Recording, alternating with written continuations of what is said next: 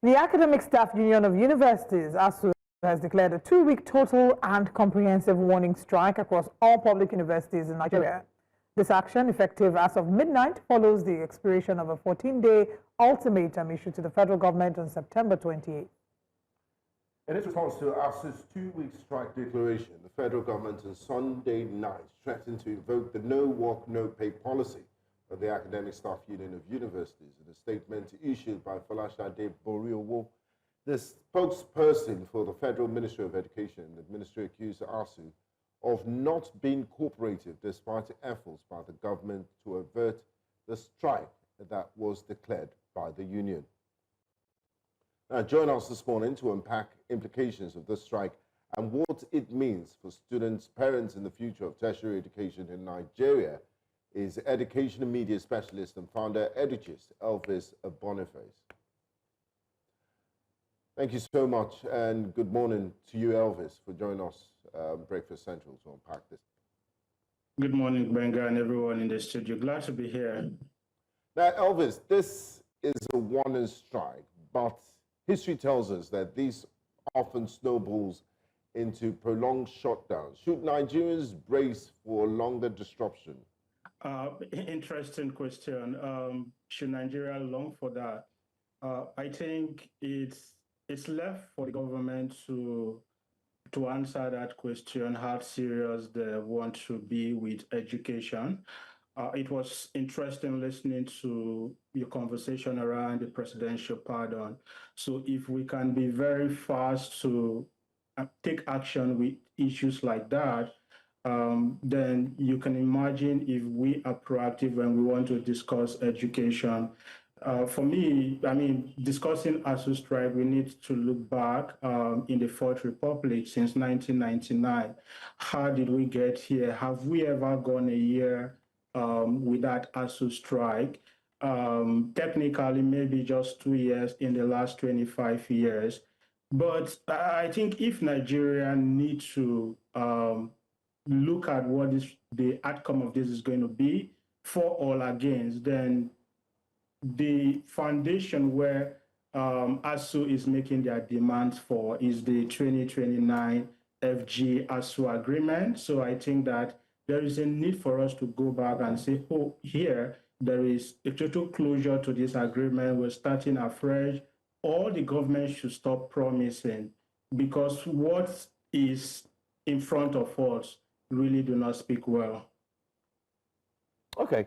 Well, I'm aware, just to mention that we've tried getting the ASUU president to join us this morning, Mr. Christopher Piwuna Gosin, but he's told us that he's unavoidably absent at the moment, and hopefully he will join us in the course of this conversation or in the course of our subsequent programming so he can give us more details. But we'll also bring you a little video clip of what had gone down during the meeting and the press briefing. But let me come back to you, Elvis.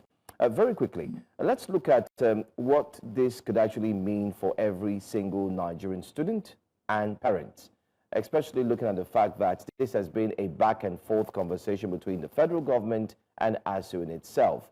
How do you think this can finally be concluded or could come to an end? What should be the solution?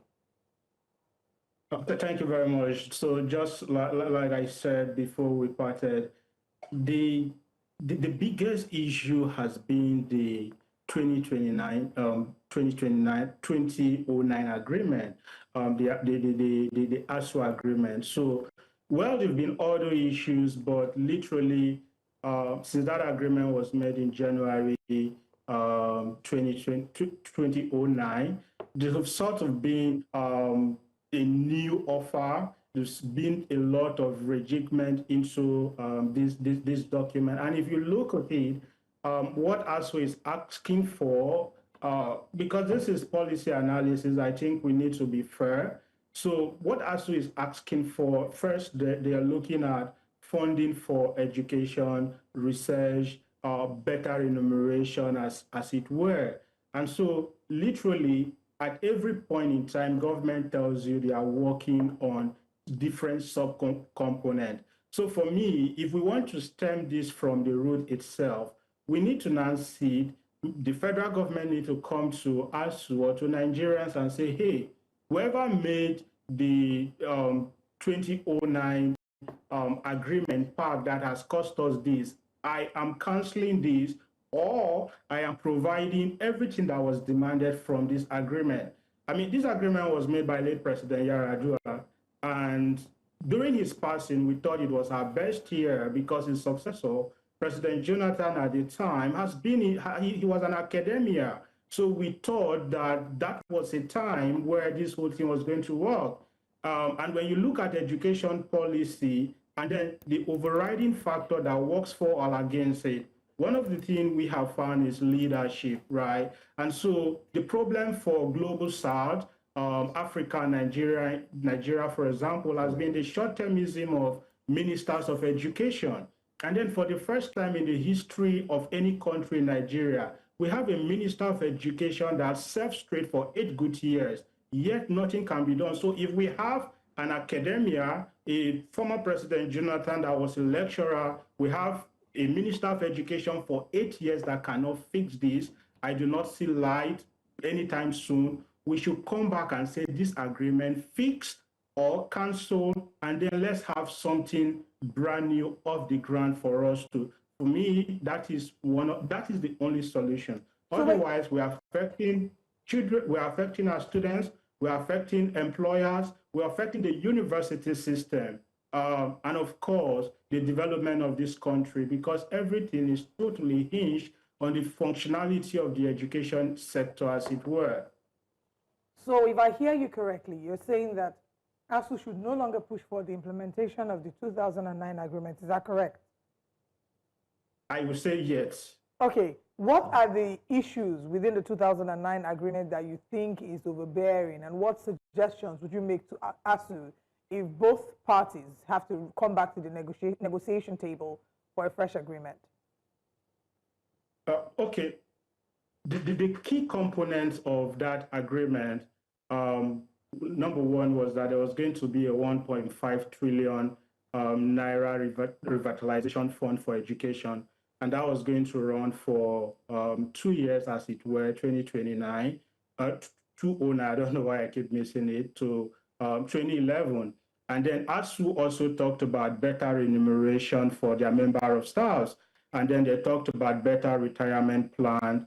I think finally they talked about university autonomy and freedom.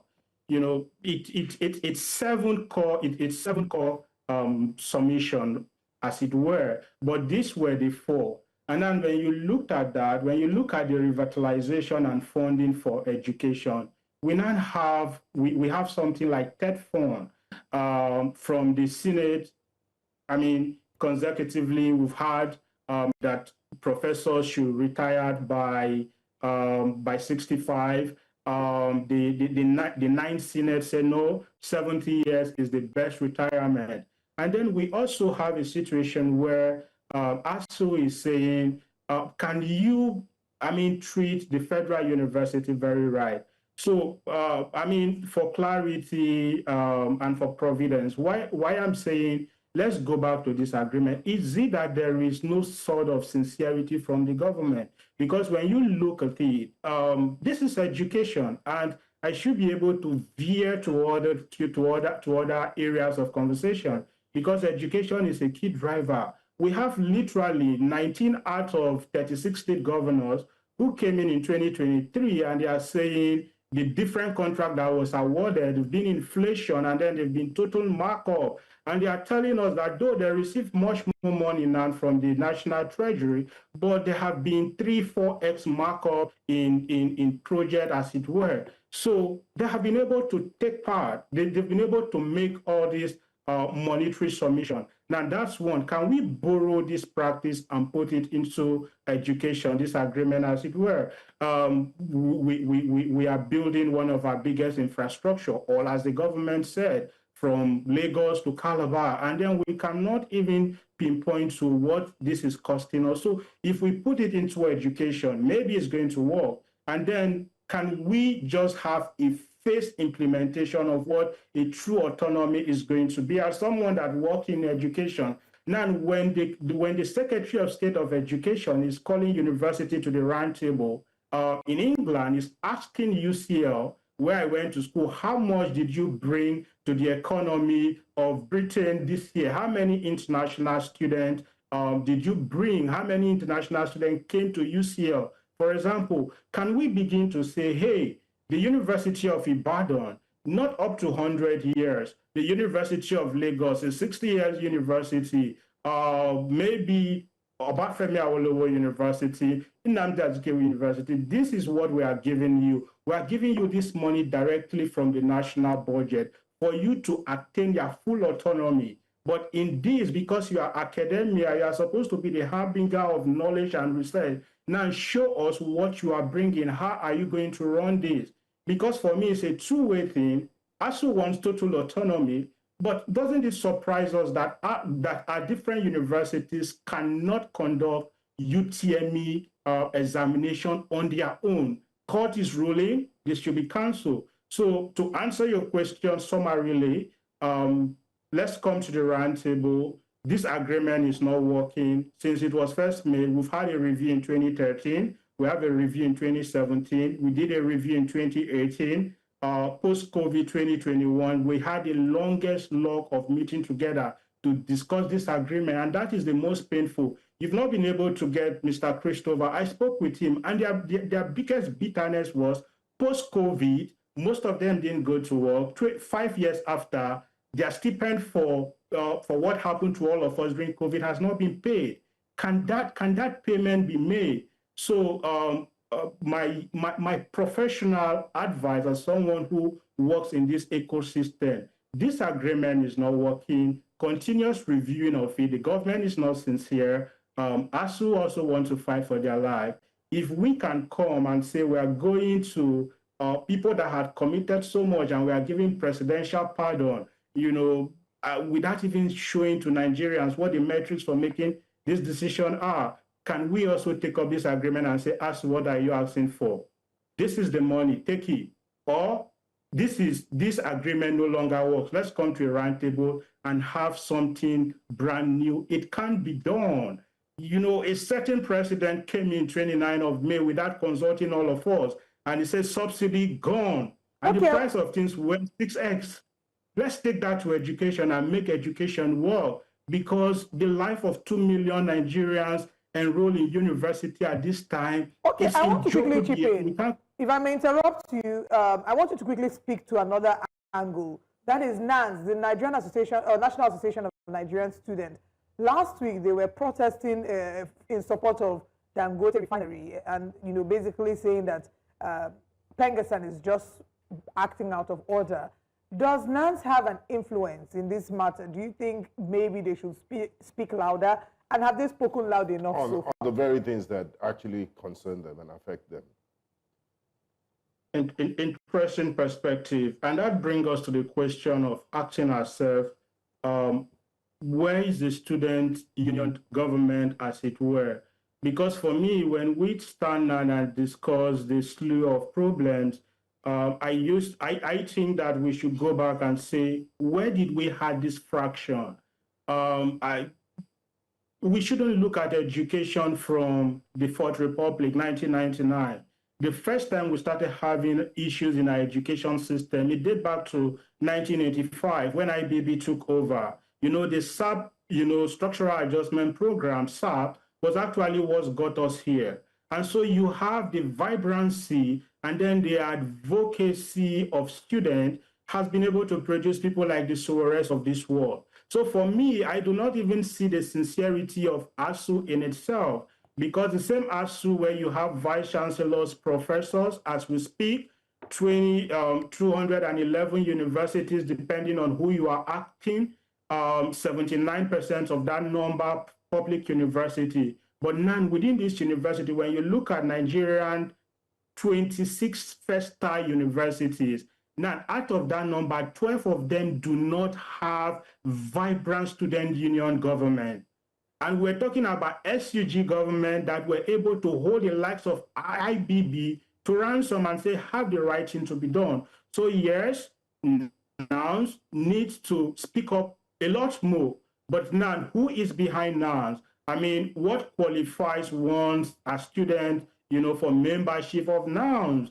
political key players are becoming influencers in who becomes NANS president. We've had a NANS president speak against the son of the president, and he was detained. I mean, we are all media people. We know how this thing works. So simple question, yes, NANS has a voice to play because this is their future being mortgaged. But for me, if Nigerian students really feel that there should be an issue here, I am speaking from my office just close to the University of Lagos, and I do not know why a university of that status does not have student union government. It's been scrapped for multiple years. And so a vice chancellor, a professor comes and talk to a Nigerian student just like a secondary school student. So for me, let's even look at the framework that fine-tunes and elevates who or what an SUG government is, because this is how NANS works. NANS is supposed to be umbrella body of the subcomponent of the microcosm of SUG across the different universities. For most of these universities where ASUU members want the university to work, they want government to listen to them, but they don't want students to have a voice. All right. And the only reason why university...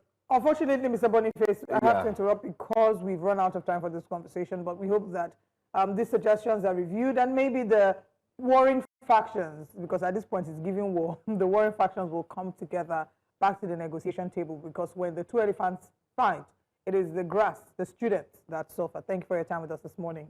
Parents. Thank you.